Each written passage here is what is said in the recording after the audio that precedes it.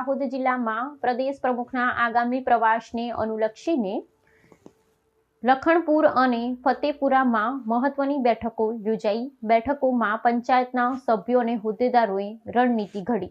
ગુજરાત રાજ્યના માનનીય પ્રમુખ જગદીશભાઈ વિશ્વકર્માના આગામી તારીખ 29મી માર્ચના રોજ દાહોદ જિલ્લાના પ્રવાસને અનુલક્ષીને આજ રોજ બે મહત્વપૂર્ણ પૂર્વ તૈયારી બેઠકોનું આયોજન કરવામાં આવ્યું હતું।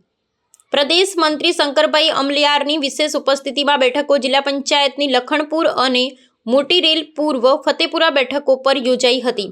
પક્ષના અગ્રણી નેતાના પ્રવાસને સફળ બનાવવા અને તે અંગેની પૂર્વ તૈયારીઓની સમીક્ષા કરવા માટે સ્થાનિક સ્તરે આયોજન કરવામાં આવ્યું હતું। પ્રાપ્ત માહિતી અનુસાર પ્રથમ બેઠક જિલ્લા પંચાયતના સદસ્ય અને ગુજરાત પ્રદેશ અનુસૂચિત જનજાતિના મોરચાના ઉપાધ્યક્ષ પ્રફુલભાઈ ડામોરના નિવાસસ્થાને મળી હતી, જ્યારે બીજી બેઠક જિલ્લા પંચાયતના સદસ્ય ભારતીબેન પારગીના નિવાસસ્થાને સંપન્ન થઈ હતી। આ બંને સભાઓમાં આગામી કાર્યક્રમની રૂપરેખા તૈયાર કરવી, કાર્યકર્તાઓનું માર્ગદર્શન કરવા અને સંગઠનાત્મક જવાબદારીની વહેંચણી કરવા પર વિસ્તૃત ચર્ચા કરવામાં આવી હતી।